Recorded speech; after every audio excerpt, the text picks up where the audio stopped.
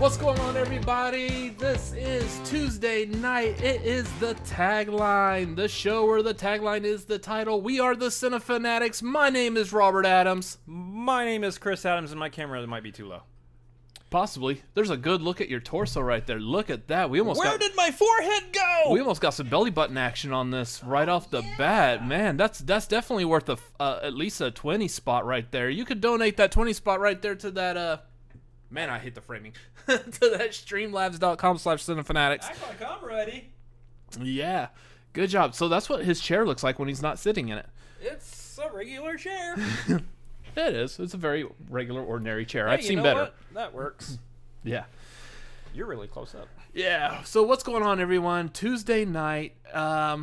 It is the tagline. It is time for us to talk about movie stuff, and we have movie stuff to talk about. You know why? Because movies are back, yo. Because movies are back, yo. Exactly. We will be covering some movie stuff. Apparently, there's some box office stuff to talk. Yeah. Wow. By the way, this is both exciting and not exciting all at the same time. Yes. It's like seeing a giant wave coming towards you. You're like, cool, that's the biggest wave I've ever seen. Look, it's right there above my head. I'm with you. Exactly like that, huh? Anyways, so it's been a long week. I just came off of a week-long vacation, being able to knock out like a bunch of stuff that I wanted to get done for this channel. Oh, yeah? And stuff. So it was pretty nice. Got to watch some movies in a theater. That was weird. Yeah. Haven't done that in a while. Like, it's been months since we've gotten to see a movie, and then, like, within a matter of a couple of days, we saw two. Yeah. So what movies did you see this week that you caught up on? Well, one that I should have seen years ago, and one that I should have seen months ago. Yeah. I feel like that's going to be the way this is going to roll for a while. It's like, all these movies that should have been out, we should have seen by now. Yeah, pretty much every movie remaining the rest of this year that we'll finally get to see. Should we not be locked down again? Garth in the chat saying, save it for your OnlyFans, Chris. This is a family-friendly show. I don't know what OnlyFans is. Move along. Well, we could explain it if you'd like to take a couple of minutes. It's a place where only your fans can be. Exactly. That's exactly what it is. That's lovely. Isn't it nice? We should start a Cinefanatics OnlyFans. We're brothers. That's weird. Why? Anyways, moving on.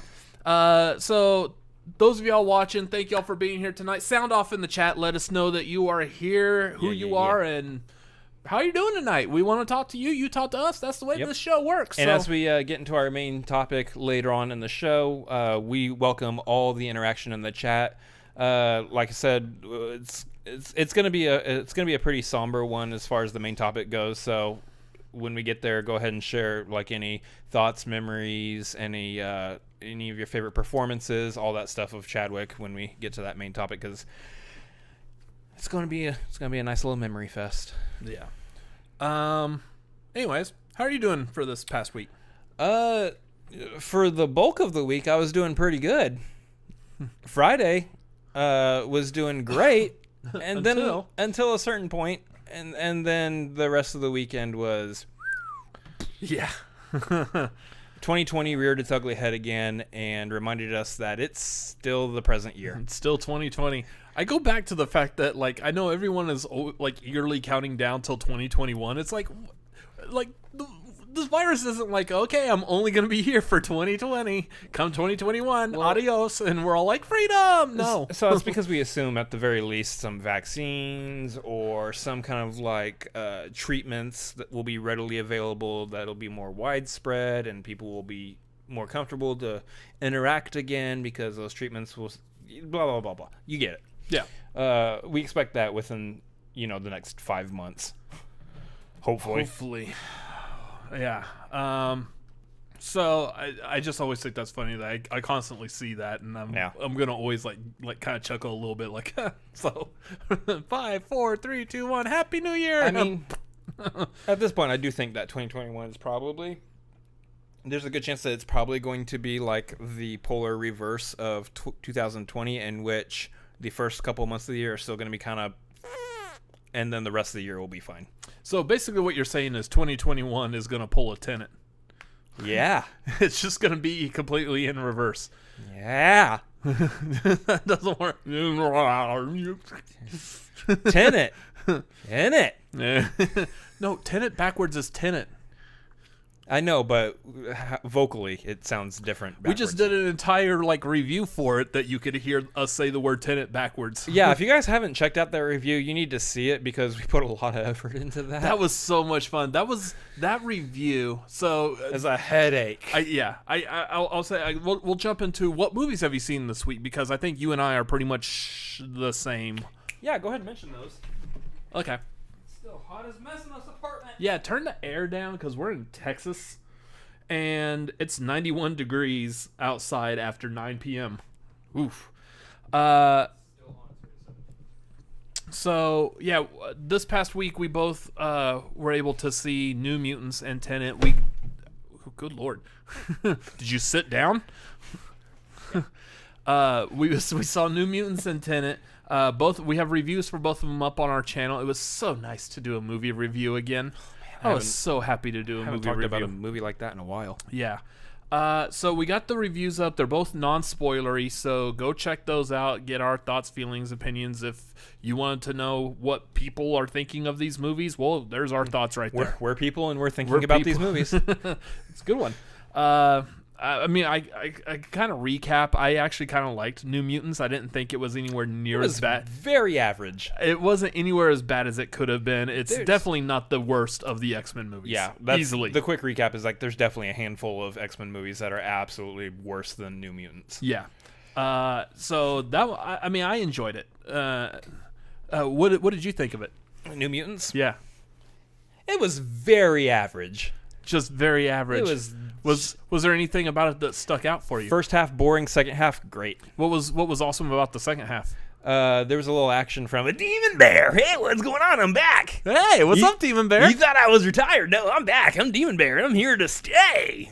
Fantastic. Love Demon Bear. It's way too hot in this apartment to keep this voice up.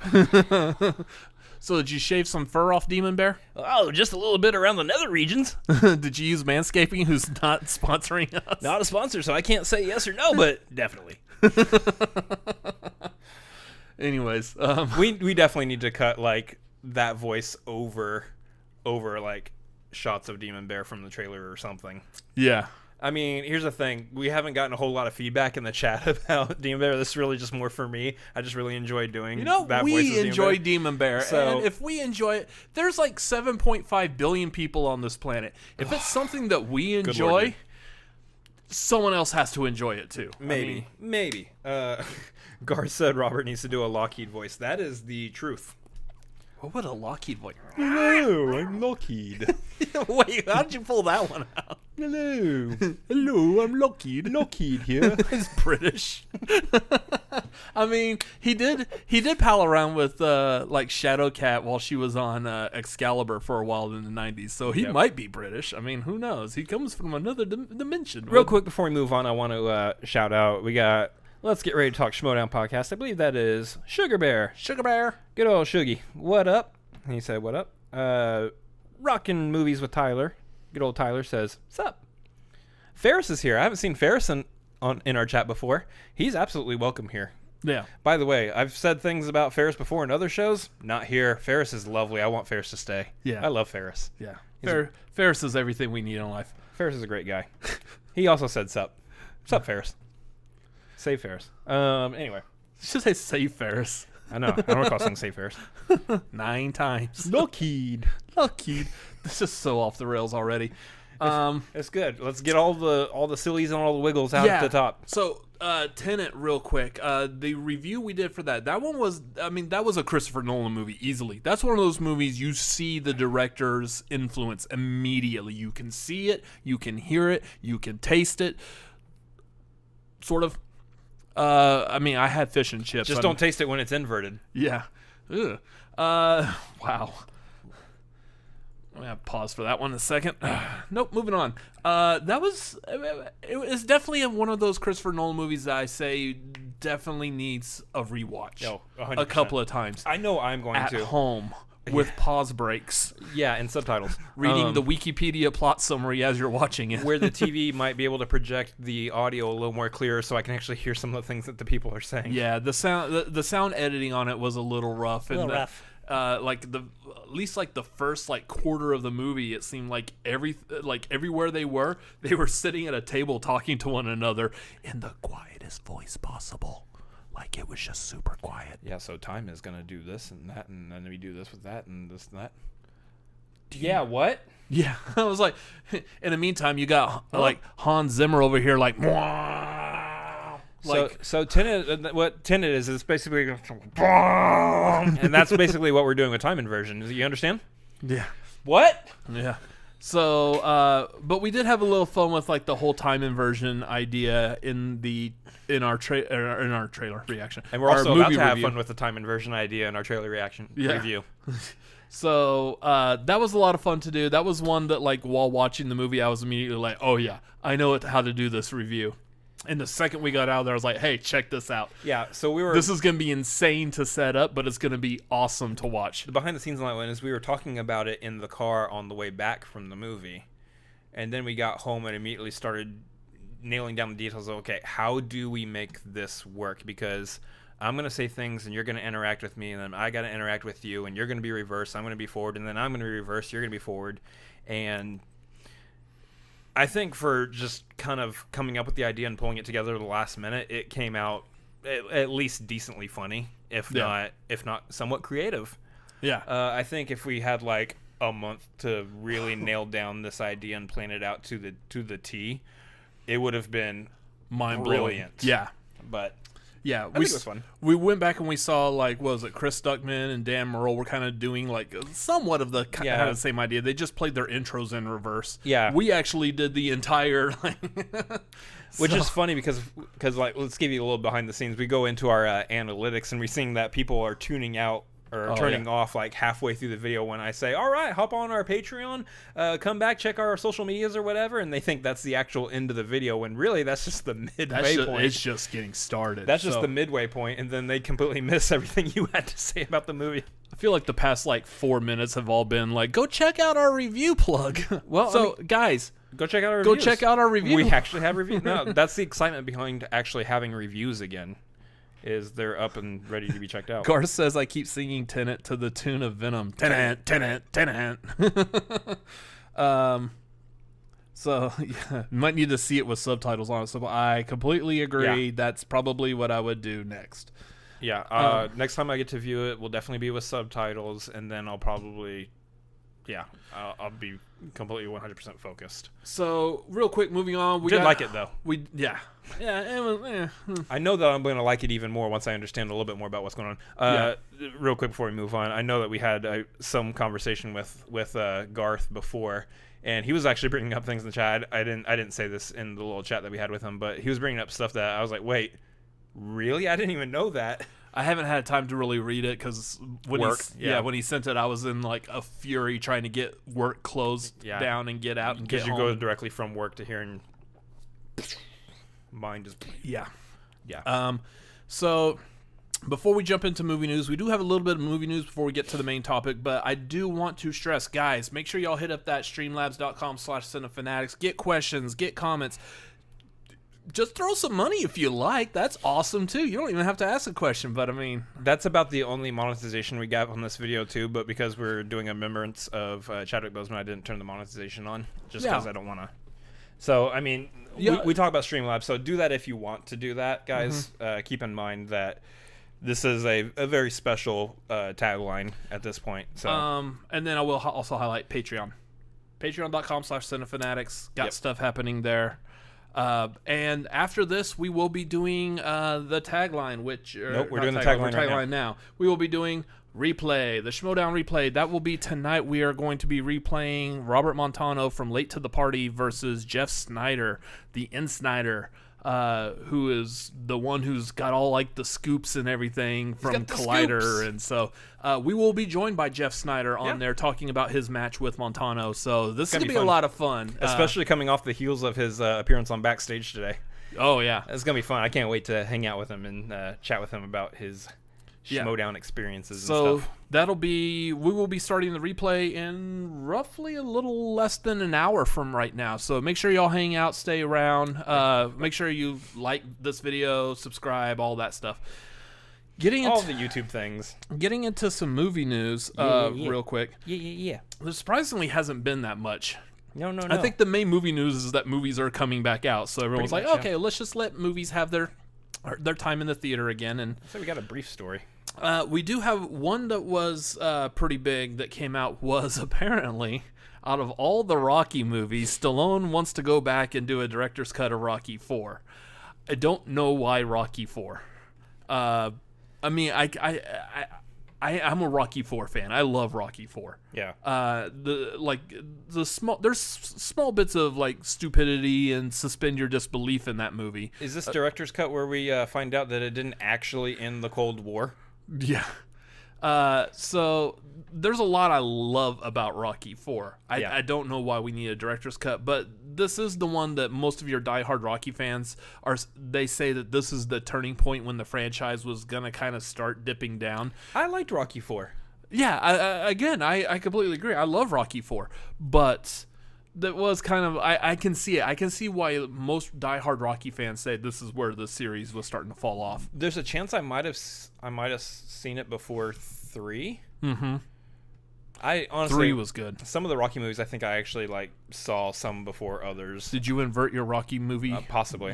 I think I honestly saw Rocky Balboa before a couple other ones too. Ooh. Which is fine because I mean the character of Rocky is iconic. You know about Rocky. You know who Rocky is. You know where he comes from. So you can almost watch any of those movies out of order, and you're going to be fine. I would probably recommend watching 1 and 2 in order, but yeah. One of the major things, though, it seems like that Stallone is going to be George Lucas special editioning Rocky 4, and he's cutting out. Is it Seiko? I think is the name of the robot. Paulie's birthday. Garth is mentioning it. Friendly but robot. Let's keep it family friendly. Very friendly. Companion very robot. Friendly robot. Yeah. Have you seen Solo? Yeah. It's like L2. Only with less like civil L3? rights movement. What was the name of it? See, I don't care about Solo at all. I don't even remember the name of the freaking droid in it. Anyways, only not talking about like robot rights type. Moving on. Yeah. So they're getting rid of the robot, which there's the thing. I feel like over the years watching it, there's something endearing about the robot. L3. Just hearing it like, happy birthday, Polly. Like there's something very, very special about the robot. Was it a happy birthday? And to Polly, it's probably even more special. Was the robot special? I don't know. Hey, where can I get one of those? Yeah. Demon Bear. No, Demon Bear. Stop. Chill out. Demon Bear does not need the Polly robot. You don't need that Demon Bear. So I don't know if I would say I'm a fan of it, but I mean, it's one of those scenarios like you grew up watching this movie a certain way, and now all of a sudden you're being told by the director. I can't remember if Stallone even directed Rocky 4. Come to think of it, I actually think so. I think he did. Yeah. But you're being it would make sense if he's the one doing his director's cut. Okay, so well, yes. So it's been a long day at work. Don't make me second guess blatantly obvious things. I hate you. What color is the blue sky? Jeez. It's definitely green. So, that's offensive to colorblind people, by the way. We're so sorry. I don't know if like how I feel about this because I grew up watching this and I'm like, I'm gonna miss the robot. I understand. Like in the most general sense possible. The Rocky movies are about Rocky Balboa. He's a boxer. They're sports movies. They're underdog stories. All this kind of stuff. Yeah. A robot, a piece of science fiction is just so out of place in a sports drama like that. Yeah. So, in theory, yes, it makes sense why they would want to go back and remove it should they do a director's cut and decide such things. But it has been out for decades now.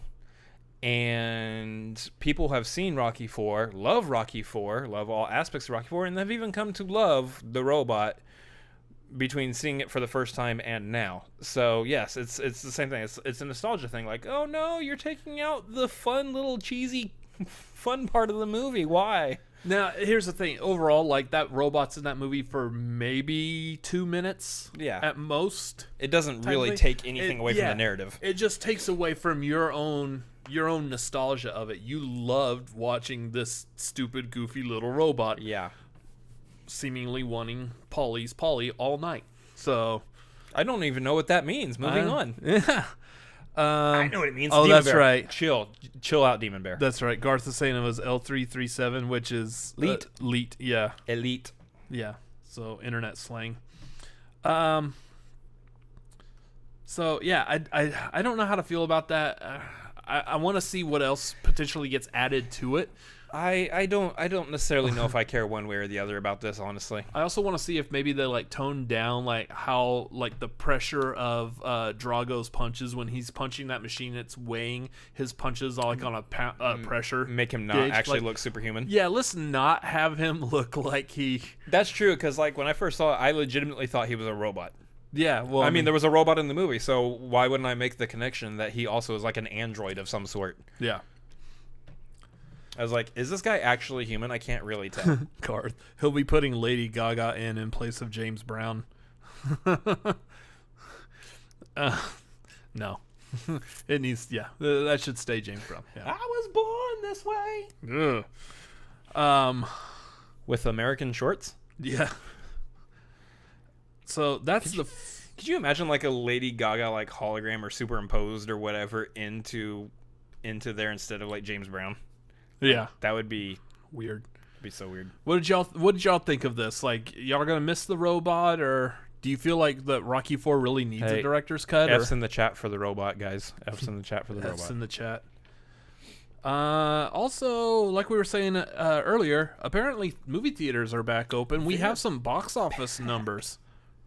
So, Chris. Yeah. Mr. Box Office over here. Hey. What do we got for box office? You know, I'm the Dan Merle of this channel, apparently. Here's the thing. I've got glasses. Well, so do you. Yeah. Here's the thing real quick I want to touch upon. We're on episode 26, which means we've been doing the tagline for 27 weeks. Yeah. Like, there's that week we over half a year already we've been doing tagline. That's stupid. Yeah. I get it. Yeah, because we've been doing this since March. Yep. That's stupid. Is it? It's been since March. 52 week. Yeah. It's been over half a year. We're in September now. Oh. That's stupid. Yeah. Time is... Anyways. Time is a thing, guys. So we've been doing this since the beginning of March, which was, again, our very first news story on here Y'all literally just saw our minds explode on camera just now. Yeah. Well, saw it earlier, too, but... yeah, we'll touch upon that in a little bit. That we've been doing since the beginning of March. Our first news story was No Time to Die is getting pushed back because of apparently some wacky virus that's starting to hit. Some crazy wacky virus, yeah! Started to sound like Demon Bear again. Oh, but, it's a tinge different. Yeah. But we really haven't been able to sit here and talk about box office numbers because it was shortly like a week or two after we started the tagline. Box office theaters just up and shut down. I mean, we talked about how good was that Trolls or whatever. How well save they the did, music. Yeah. Trolls music is for believing. Yeah, but we really haven't been able to talk about box office numbers. Hype of the Rhythm, whatever the crap it was called. Yeah. So let's talk about some box office numbers. Let's talk about some box office numbers. I need to create like a graphic or whatever. Box office numbers, yeah. First off, we got New Mutants, which apparently some people are saying bombed, which how can you really tell what is a bomb right now? Yeah. As far as I'm concerned, everything's bombing right now. It played in a movie theater and people paid to see it. That's a win. On the flip side, maybe. The glass half full perspective says, hey, it made money, which is more than a lot of other movies have been able to say this year. So yeah. Right now, it's sitting at a domestic box office of nearly 7.5 million. I mean, here's the thing: coming from the Disney perspective, that they really didn't put any money into this movie. They didn't, so that's pure profit, so to speak, for Disney. Outside of the fact that they spent money on Fox. On Fox, yeah. And they spent a little on the marketing for it as well. But nowhere near the amount. So that's nearly pure profit for Disney. But the problem is that that's $7.5 million domestically. Now, we are looking at a situation where there's limited screens that are open right now. I mean, all of LA and I'm pretty sure New York are still completely shut down as far as theaters go. Yeah. And then the theaters that are open, like the one that we went to, is limited capacity. So I think the theater we're going to is only like up to 30% capacity, and even that hasn't been full. Like between the New Mutants and Tenet, when we went, neither one of them were up to that 30%. They were definitely probably around 15% capacity. I would say I really didn't like want to get up out of my chair once we were in the theater and walk around and look at how full the theater was, but just kind of judging as walking in, I would say they were probably both about equally full. Yeah, for the most part. Everyone was all socially distanced from each other, so it was kind of hard to really gauge. Yeah, that's what I'm saying. They were both probably about 50%. So if we're looking at that as kind of like the baseline for the rest of the country, how it's going right now, the theaters that are open are probably, you're only seeing about 15% going to the theaters. Mm-hmm. And again, we're still going to a theater that's kind of more off the beaten path in terms of Austin area theaters, so our numbers could be skewed as far as what we're looking at. This number does make sense. I wouldn't necessarily run out and say it's bombing, because it's the times are different. The situation is very different than we've experienced before. Also, let's keep in mind this is New Mutants. The fact that it's in a theater, just no matter how much money it makes, is a win. Yeah, it did it, folks. It got out there. It's out there. People are able to see this. It's been seen by human eyes. Absolutely, 100%. Worldwide, it's currently sitting at a little over 10.3 million. So worldwide, it's not that much better. But I mean, worldwide, the thing is I know even less about worldwide theaters than I know about domestic right now. Definitely more theaters open worldwide than, say, in the United States, because obviously the world is bigger. But there's more countries that are open for theater going now, especially if you look at like Australia and New Zealand. They've nailed this virus. They've been rocking it solid this entire time. So those countries are pretty much completely wide open. If Malcolm pops up in our chat, he can speak to that for sure. I know he went and saw Tenet. So like 2 weeks ago. Yeah, 2.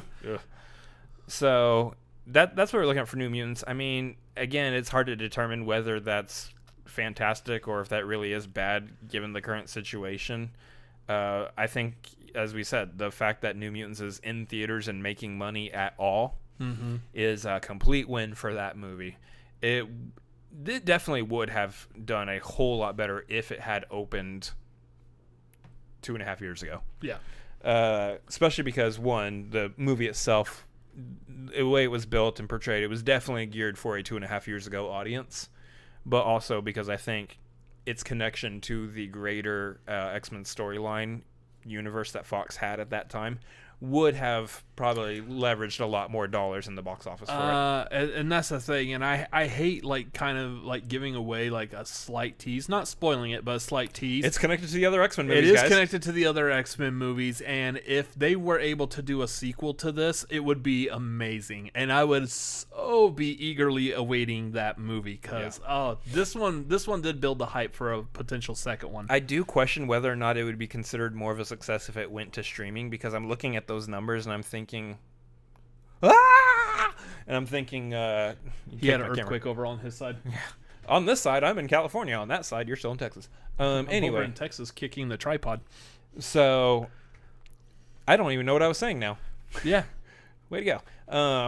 Anyway, if it would have done better on streaming. Yeah, I think it would have done better on streaming if you're counting the fact that movie has been 2.5 years away from release, and at this point people just wanted to see it. I would think there would actually be some new signups to a streaming service just to see, at least to see what kind of complete and utter failure of a bomb this movie would be. Yeah, but at this point, like, Anya Taylor-Joy's got our AARP card, so I don't know if they could have done a sequel at this. Somehow she's aged 80 years in the last 2.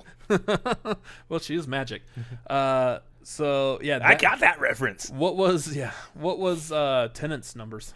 Tenet is doing much better than New Mutants. That one, go figure. That one had a whole lot of hype. New Mutants had a whole lot of. Oh, okay, well, also we'll see it when we believe it. Keep in mind that New Mutants has actually officially been released, whereas Tenet technically hasn't had a domestic release yet.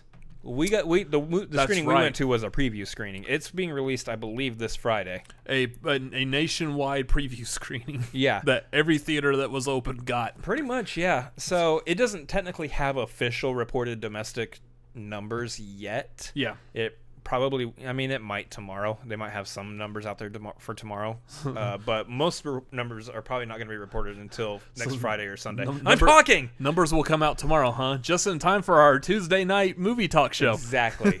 Hey, look, it is what it is. Yeah, so we probably won't see real hard numbers on this until this next weekend when we'll get the normal, okay, what's its opening for Friday? Are you okay? There's some kind of bug that was like biting me that's crawling on my leg. Oh, I don't know what it is. Go ahead and just take care of that real quick and stop disrupting the show. I'm trying You to. big dummy. It's kind of cool looking though. What? I want to see it. Where'd it go? I don't it's right see it. there. Oh, okay. It's like a shiny blue-green thing. It's blue and green. Anyway, guys, so yeah, Tenet doesn't have any reported domestic box office numbers yet. And that we'll probably cover actually on next week's tagline. We'll probably be able to bring up those numbers then. However, international, worldwide, which at this point, those are both the same numbers. The worldwide gross right now is sitting over 53,600,000. How are you still alive? Eh, Holy crap, yo. We're doing a live show. I'm trying to... Throw it away! Okay, now it's dead. Good lord. So Tenet, guys, is over 53 million in the worldwide box office right now. Sit down. It bit me. Jeez.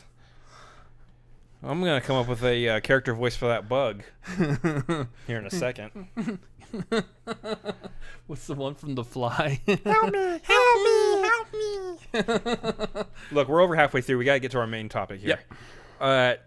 So yeah, Tenet's sitting worldwide at over 53 million. That's all circumstances. I would say that's actually doing pretty good. I would say worldwide for a normal big budget blockbuster movie that isn't a franchise or like a superhero movie, you're looking typically probably about 60 to 80 million. 60 million probably at worst for that opening weekend. 80 million probably around best for a non-franchise. Maybe 80, 90 million. I would say this movie under normal circumstances probably would have opened about 90 million under normal circumstances. So for it to right now have a worldwide of 53 million is actually pretty, I would say is actually pretty decent given the current situation. So again, those numbers will probably be adjusted after this next weekend. So next Tuesday, look for us to talk about the actual updated numbers for Tenet's real release, not just pre-release. The other one that unfortunately we're not able to speak upon yet is Bill and Ted Face the Music. Yeah. We just haven't had time to be able to watch that yet. Yeah. So that one I hope to knock out probably within the next week. Maybe. And then I know we got, like in a couple of days, we got Mulan is coming out. So I know we want to knock that one out because we were eagerly anticipating that before the world shut down. That's the crazy thing is movies are coming back and they're coming back full force right now. There is going to be, I think, a good solid break though before we start moving into some other movies that are coming out that we're definitely going to be reviewing and stuff. So Yeah. all sorts of fun stuff there. Tyler's saying that this sounds poisonous. Run! Yeah. Anyway, that's the box office, guys. Box office, yeah. Graphic to be determined. Not nearly as good at it as Dan Murrell, guys. Make sure you're watching Charting with Dan. He's not sponsoring the show, nor is he knowing that I'm saying this kind thing about his show. It's worth checking out. Nor does he know who you are. He knows who we are. He does. But anyway. Anyway. Moving on. So we are going to move on to our main topic, and I want to say this is where I feel like one of those that we need to show like our connection directly to the story right off the bat. Yeah. Those of y'all who are watching, most everyone who's watching us are people who were fans of us from doing the Schmodown reactions, the Schmodown replay. Mm-hmm. Y'all are all fans of the movie trivia Schmodown. If you don't know what that is, it's a movie trivia game show on YouTube, light wrestling. There's good guys, there's bad guys. Just check out Schmodown Entertainment They Network. sit at a table and they answer movie trivia questions. Yeah. It's a blast. Absolutely love it. They had their major event this past Friday, probably the biggest Schmodown ever, where they managed to get actual wrestler Chris Jericho and director auteur Kevin Smith to go one-on-one at movie trivia. Yeah, it was great. Fantastic match. Such a good match. It was Easily. so good. Like, take away the fact that they're like big, major, Known quantities. very well-known celebrities. Yeah. Remove that. That was still a good match. You could have had people like in like those full like bodysuits, and we have no idea who they are, and they're just sitting there answering movie trivia questions the same way. Fantastic match. Yeah. So good. So we're sitting there watching the match. It's going fantastically. It gets into the final moments of the match, and tensions are high, sitting on the edge of your seat, and all of a sudden, news breaks. The news breaks. We're in the middle of filming it because we're actually filming it while it's playing live. Yeah. We're filming our reactions. We premiered it the next day. So we're sitting here watching. News breaks in the chat of the Schmodown because we're able to see it. Their live chat, yeah. Their live chat. News breaks in there, and all of a sudden you see the chat slowly starts becoming pretty much all about this news topic. Yeah. You caught it first because we were on there with Dylan Camacho from Call to Action. Yeah. And you saw it first, and you're like, "Hey guys, news breaking. We'll don't pay attention to it. We'll talk about it later." Yeah. I quickly saw over in the chat, and I saw exactly like right off the bat what it was, and I was like, "Oh my god!" Yeah. And it was immediate, like, "Dude, you've got to focus." We're sitting here filming this reaction. Luckily, fortunately, the actual Schmodown itself was pre-recorded. Yeah.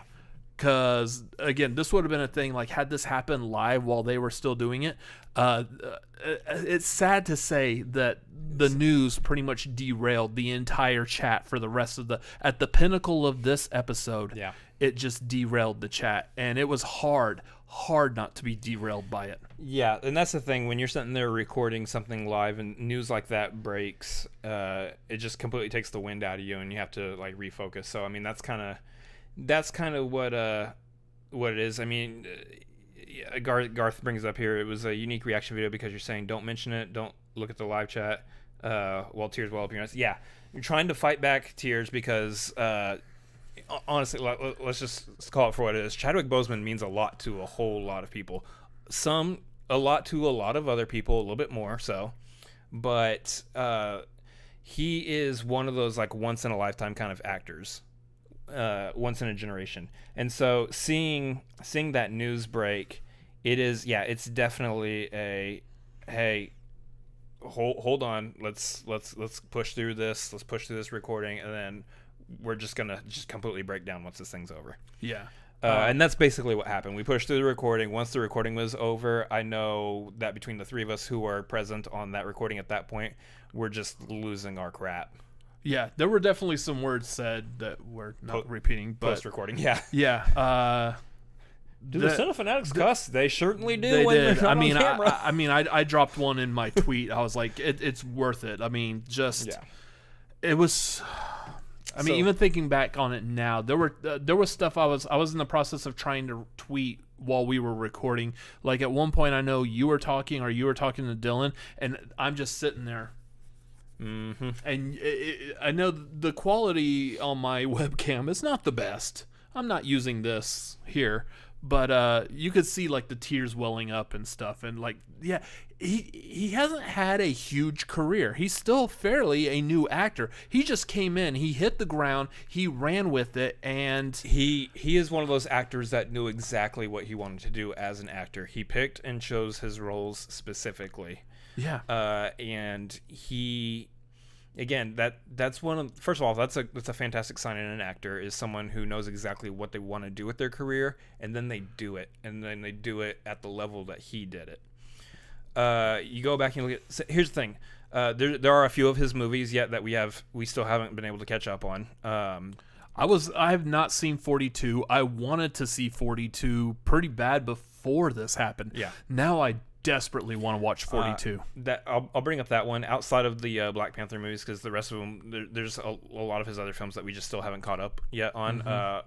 I'm probably about to break down, and honestly, if I can find some free time, just go through his entire recent filmography, essentially. Here's the thing I want to clarify. Like, Yeah. I hate the fact that something like this happens, and that's what makes you want to go through his True. filmography. The man should be celebrated for what he's done, for his work, and it should have been a thing. We should have been watching these movies already. The realistic nature of it is we're human. Yeah. You just can't get to every single movie that comes out about every single actor in the hopes that, like, hey, just in case, I want to be able to speak upon these movies later on. Yeah, you can't. You Hindsight can't do that. Hindsight is a Don't better, say it. Is Don't a better say it. year than 2020, Yeah. but it is what it is. I mean, that's the thing. So I have seen 42. It's fantastic. I want to rewatch it again. It was amazing. His portrayal of Jackie Robinson was pitch perfect in that movie. Obviously, all of his work as Black Panther is iconic. Is going to go down in history. Not just for the superhero genre as a whole, but for, culturally speaking, what. In fact, actually, let me bring this up. I remember going and seeing Black Panther, and I remember walking out of the theater and seeing other individuals walking out in native cultural garb, essentially. There were black people walking out, and they were wearing the clothes that they would wear in like an African tribe and everything. And I was like, that is awesome. And that's awesome because that means that what you have Chadwick Boseman portraying a character that speaks culturally very deeply to individuals of that culture, and that I think is something that has been missing a lot from movies, and it's something that is absolutely necessary and absolutely needed in films, especially nowadays.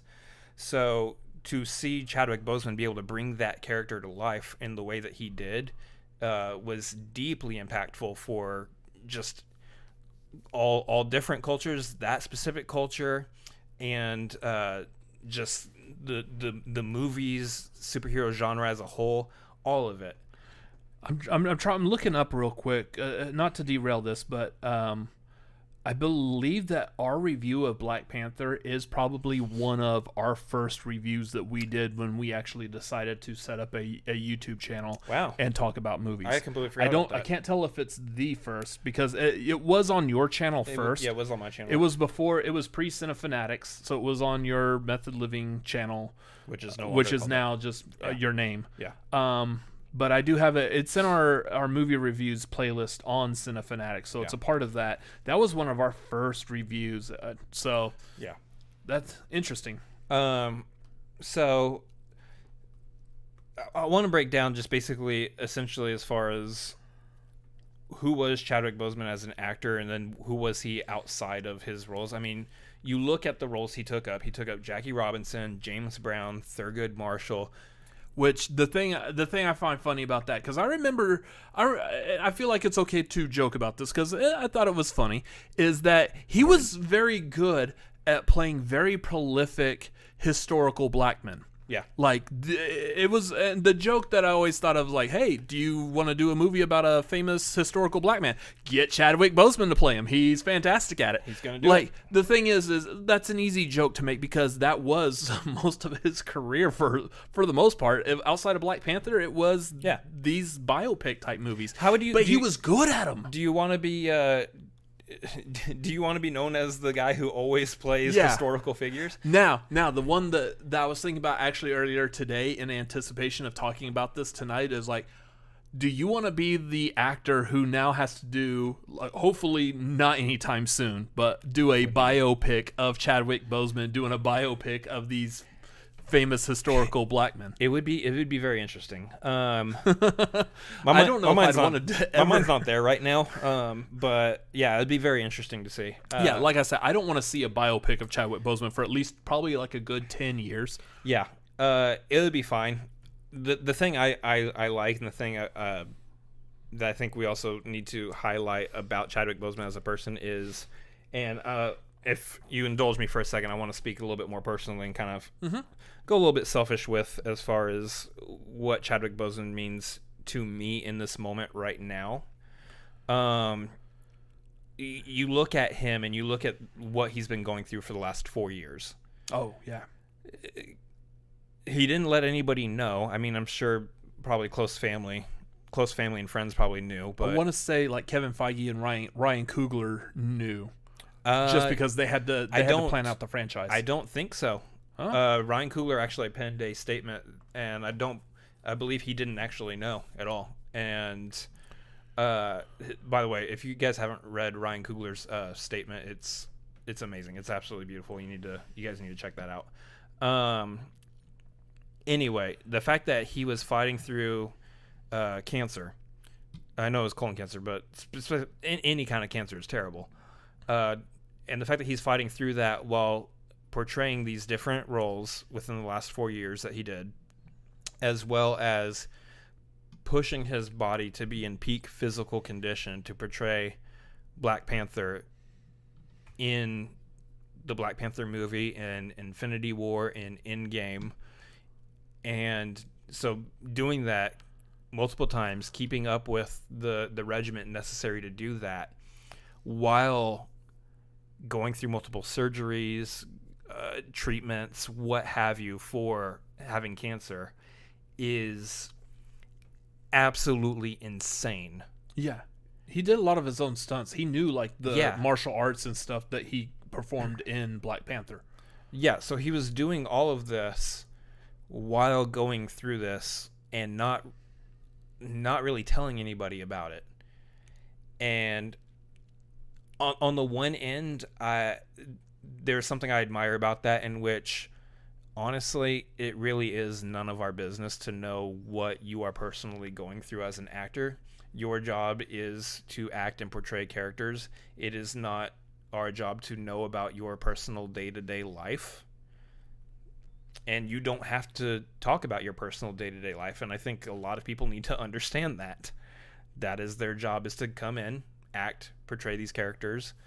And, they have platforms in which they can speak as well. That's fine. But as far as what you go through, it's none of our business.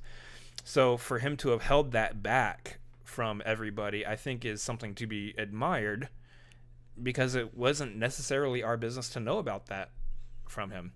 But on the flip side, I'm sitting here looking at it from my perspective now of, I'm trying to do what I want to do in life, build up the things that I want to build up in life. And, situations, I fall into complacency a lot. I fall into apathy a lot. I complain. I, don't do the things I want to do that would help me build up what I want to do, and I'm spending that time complaining. And as far as I know, I'm in dang near perfect health, and yet I'm not essentially living life to the fullest that I need to be doing. Chadwick is out here building his body, pushing his body to this peak physical condition, doing these roles, doing what he always wanted to do. His passion of acting is telling these stories, and even more so portraying the historical figures and the characters that have such cultural impacts that he did, all while battling with something that would otherwise completely shut someone else down and hold them off in their room. I don't want to talk to people. I don't want to see people. I'm struggling with this. Yeah. And I'm sitting there like, what am I complaining about? Mm-hmm. What the hell am I complaining about? Like, I have no reason to be not pursuing and not doing the things I'm doing when Chadwick was out here battling with what he was battling with, pursuing his dream, pursuing his passions, telling the stories that he was telling as an actor, as a incredibly talented and gifted actor, all while battling cancer. Like, when we talk about the dude, when we talk about him as like, he's royalty, he's a king, he's a hero, legitimately, he was out here battling cancer, going to St. Jude's and visiting children who are also battling cancer and telling them, you're going to be fine. And he was coming in as a hero. These kids were looking up to him. That's the Black Panther. That's the Black Panther. Oh my gosh, look at him. He's such a hero. All the while he was battling with this stuff in his own. Like, dude was 100% royalty in real life. That to have such grace to be able to do that Yeah. It did. Yeah, it's. These past few days have been kind of rough because I look back and I'm like, okay, they're gonna make a Black Panther movie. This is like years ago. Obviously, they're gonna make a Black Panther movie. He's such an important character in the comics. It's obvious that this is the character that Marvel Studios needs to go into now. Who should they get to play? I'm thinking after seeing 42, oh, absolutely, Chadwick Boseman. If you guys don't cast Chadwick Boseman as Black Panther, you've missed the mark completely. Mm-hmm. Few years later, they do the show with Robert Downey Jr. and Chris Evans talking about The stage show. Yeah. talking about the future of the Marvel movies and everything, and they do the whole, oh, we're doing Captain America Civil War and introducing our Black Panther, Chadwick Boseman. I'm like, yes. You knew exactly who to cast in that role. And it, again, is an example of Marvel knowing, their casting to a T. But knowing that, I was sitting there thinking, like, man, after seeing his performance as Jackie Robinson, going, absolutely, 100% needs to be him for Black Panther. Man, it's the whole thing. Yeah. The whole thing was it's been a rough year. I can't even to be honest, I can't even imagine what his family is feeling also. Like, this is just us. We're two nobodies who didn't know him personally. I would have loved to know him personally, honestly. Mm-hmm. He seemed like just the most honest, awesome, like, this is what a human should be, human being. And that's, yeah, I can't imagine what his family is feeling. Because for us being individuals who didn't know him personally and saying, like, the battle that he was facing and who he was as an actor, as a person, having this much impact on us, and that's just, honestly, that's just from the perspective of two white guys. That's not even from the perspective of the little boys and girls who are looking up to him. Little black boys out there who are seeing Black Panther or seeing Chadwick Boseman as, I finally see myself on screen as a superhero. I don't even know, like, we don't know that perspective. We've seen the Supermans and the Batmans and the Iron Mans and the Captain Americas. We don't know the perspective of what does it mean to finally see myself represented as a superhero on screen. Yeah, I mean, I'll pull in from the superhero, the first black superhero portrayed in a movie was Spawn, I believe. Someone correct me if I'm wrong. I believe it was Spawn. Outside of like some like of those like exploitation films or what have you, whatever. No, whatever like actual based off a comic book. Yeah. Based off a comic book. I believe it was Spawn, and then of course we've gotten over the years. We've gotten like Falcon, and I believe Black Panther really was the first one that was like fully embodied. That one was one that it reached the black community in the most awesomest way ever. And I loved seeing them all rally and say, "Hey, this is our hero." Like, again, we can't relate to that, but I understand as a human being. I understand that feeling, that passion that they have for that character that was played perfectly well. And as they look back at the comics, Black Panther, back when he first debuted, he wasn't that top tier of a character either. But this is a character that over the years people have rallied around behind and have really like bolstered up. And now that the movie came out, or when he first showed in Civil War, like, absolutely amazing like how that character just pushed and broke through like pop culture norms, I would say, maybe, that he gone from like maybe a B tier character to the platform he's on now. It's just amazing to see the community that has come up around because of him. Yeah. Garth is saying Meteor Man. I don't think Meteor Man was actually based off a comic book, though. I wouldn't know, honestly. So, that being said, if you guys have like any of your favorite performances from Chadwick Boseman also, I know we got a few in the chat already. Let's Go ahead and drop those in the chat. We'll cover those real quick. I know we got to wrap this up here pretty soon, but I definitely wanted to spend a good chunk of this show talking about him because he was a very impactful, very talented both actor and just an amazing human being in all of his like extra work and everything that he did outside of acting. So let me roll through here. Let me scroll back up. Yeah, so Tyler says even weirder was that it was on Jackie Robinson Day. Yeah. Yeah, which the thing with that real quick, I did read about that. They pushed back Jackie Robinson Day because of the pandemic, and that was the new Jackie Robinson Day, and it just so happened to be that day. That's insane. That's absolutely insane. Yeah. Yeah, and then Gar says he was in a bunch of TV shows, but he first remembered him in an episode of Fringe. See, I didn't even know that. I didn't know the TV shows that he did either. Garth also says The Five Bloods and Message from the King are available to watch on Netflix. Yeah. I also heard The Five Bloods was good. I know I haven't caught up on that one yet, but heard it was really good and that he actually put on a really good performance in it as well. So I definitely want to check that out. Okay, so yeah, Meteor Men and Blank Man weren't based on comics, but they made comics based on them later. So yeah, so it does look like Spawn was the first black superhero made into a movie, which was quickly followed by Blade. Now here's the thing, I'll give Blade its credit.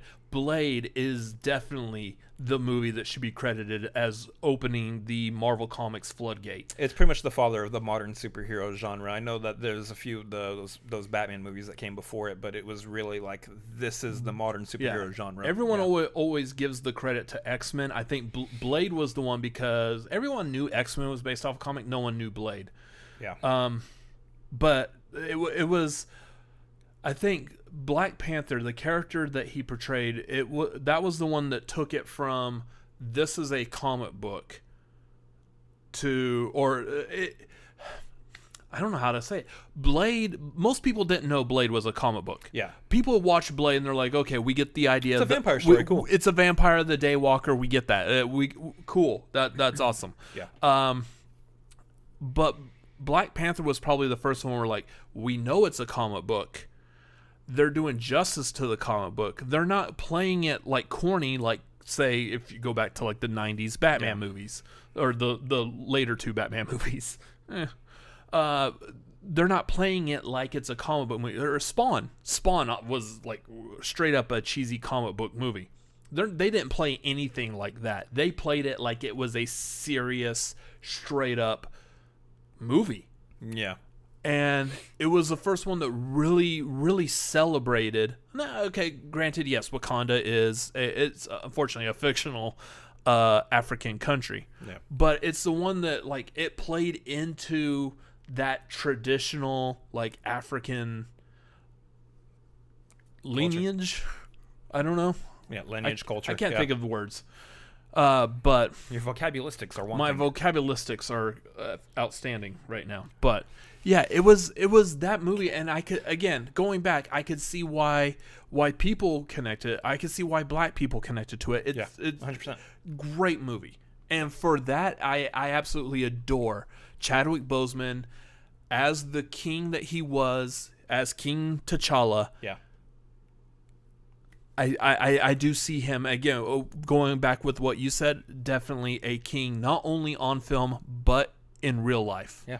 And here's the thing. I feel like that pretty much sums it up. I feel like that's the best way to end this.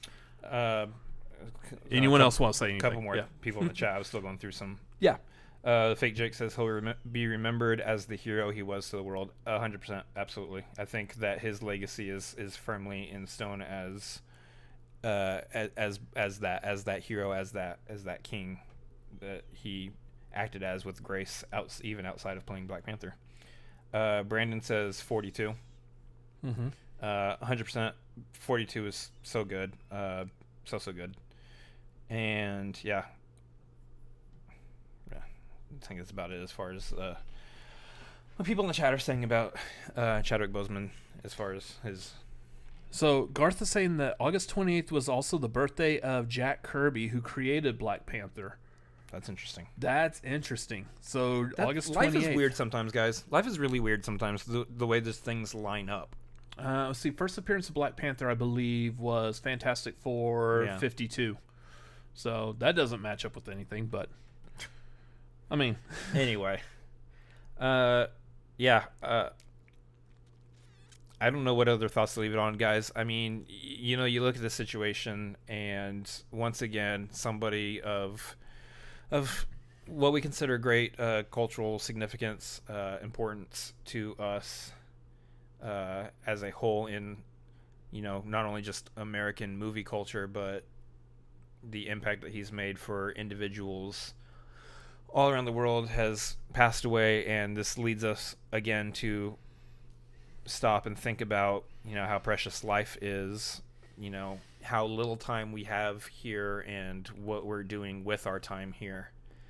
Are we, reaching out to anybody? Are we touching anybody? Are we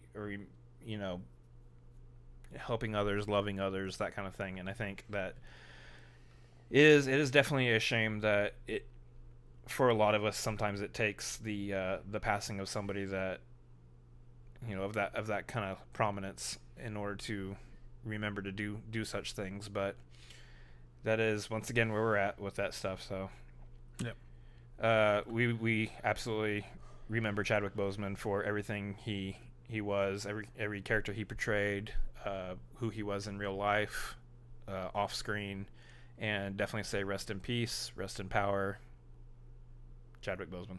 Yeah. That's going to do it for tonight's episode of Tagline, guys. Thank y'all for watching. Thank you for being a part of that. Make sure you subscribe to this channel, like, comment, everything you want to do here on YouTube.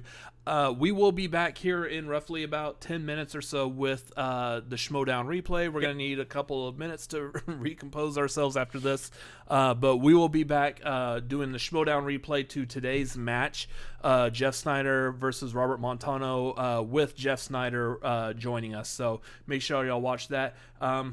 Again, that's going to do it for tonight's episode of the Tagline. Again, thank you for watching. Y'all have a great evening, and good night.